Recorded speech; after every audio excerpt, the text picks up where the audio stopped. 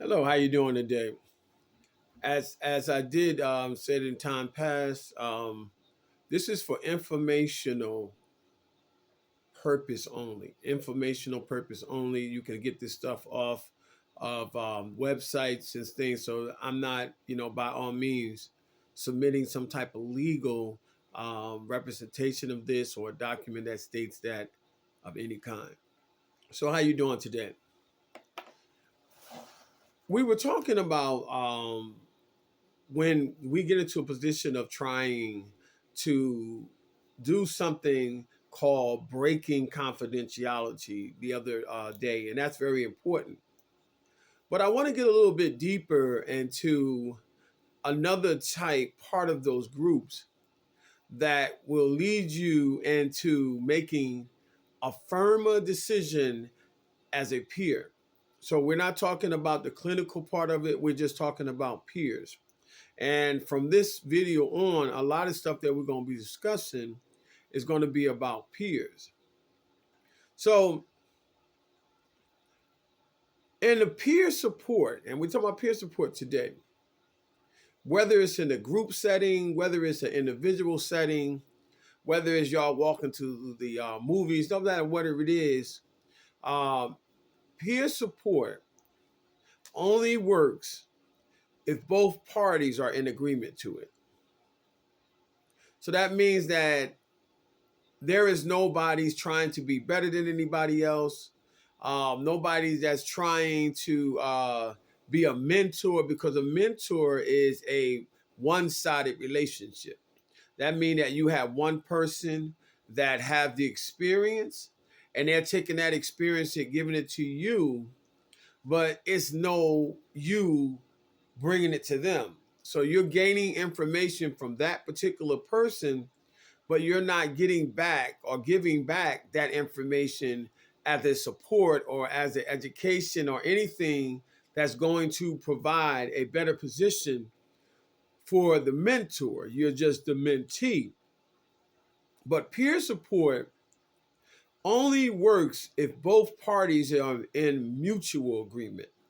So if you're not in a mutual agreement with that person, then you're not going to be a good fit for that particular person. So let's talk about mutual agreement. So in peer support, basically it's when a peer that has particular experience, whether in the mental type part or the substance type part or any of between, because peer support can be firefighters, it can be any type when it comes to peers. You can be an advocate in a college and still be a peer advocate. So there are different parts of you helping somebody in peer. But what we're discussing is that you in the part of mental health, emotional health, well-being of a person that may perhaps do or do not deal with any type of substance. So in this essence, it doesn't really matter the real fullness of the problem when it comes to substance. You're more focused here on the mental, emotional, the social part of it, physical part. And what we're looking at is how, if you two are connected together and you see that when y'all begin to talk, that y'all don't have a lot of mutual commonality. It doesn't matter how it looks. Doesn't matter if you both went and had lived experience, but y'all not connecting.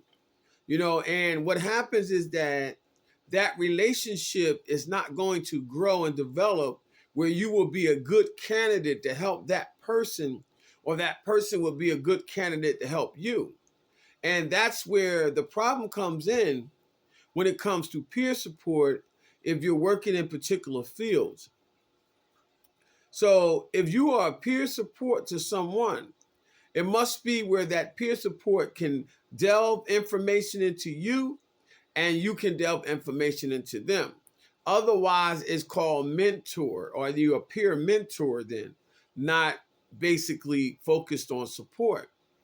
And the reason why I'm trying to explain this to you is because if you're going to get into peer support as a specialist, you really have to know that you don't have to work with everybody because it's a job.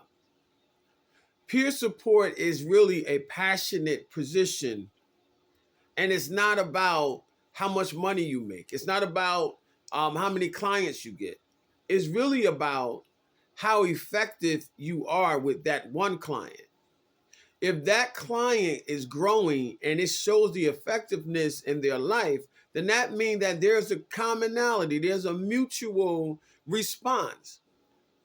But if you're trying to be over the person or trying to convey just your knowledge, then you're never going to get the knowledge of the peer that sits before you. So even though you may have a lot more experience in some form or fashion, trust me, that person that you're dealing with going to have experience somewhere else that you don't. And when you connect that way, what happens is that it's no longer looked at as you are now in some field of clinician. You're more on a clinical, non-clinical aspect of it. That means that you're not trying to diagnose a problem because the problem was already diagnosed before you got there. Sometimes people don't know their problems, but it's not your job to try to give them the 411 on their issue. Only thing you're doing is working with the individual so that they can see that they have worth, and they can see that they are valued, that they can see that they can move forward no matter what the circumstances that they're dealing with, because you are a living witness of it. This is the difference between communicating with someone and you telling them, well, we're going to do this, this, and the other, and this is how you're going to move, and this is what. That's not a good peer person. That's a person that's trying to drive someone to do as they want them to do, rather than you learning the craft of life from that individual, whether they was an alcoholic, whether they was a substance abuse user, whether they have mental health issues. They are human beings, and they know a lot about survival that you may or may not know. And they know a lot to tell you if you take the time to listen. And that's why it have to be a mutual agreement. Now, does that mean that if I have an alcohol issue, I need to deal with an alcoholic? No. It means that there can be an occurrence in your life of trauma. It can be some type of depression. It can be anything that shows a connection between us. I don't have to have your main issue, because in the backdrop of it, there's going to be other issues that may perhaps connect us together. A lot of people go through many things in their life, and it shows itself to be more relatable when you're dealing with somebody that has been through something and they're not afraid to really expound and yet give you enough room to expound in your own time. So peer support is very, very, very good. There's many assortment ways to do peer support. Depending on what state you in, they have different ways that they have assigned peer support to be. But if you're not focusing on that and you just want to help people, period, sometimes just taking an opportunity to talk on the phone with someone that might be going through something, you're showing yourself to be a peer, because I'm positive in some way or another you done gone through something, and now y'all have mutual agreement and sharing.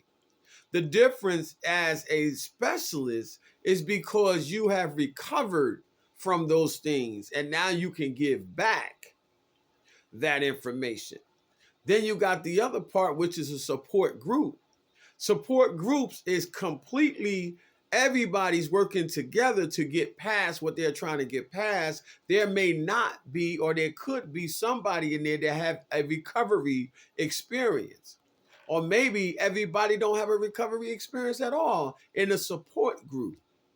But as an individual support, the person you're dealing with should not be on the same level, but they should be able to understand and connect with you if they're trying to aid you on to move forward and where you're trying to go.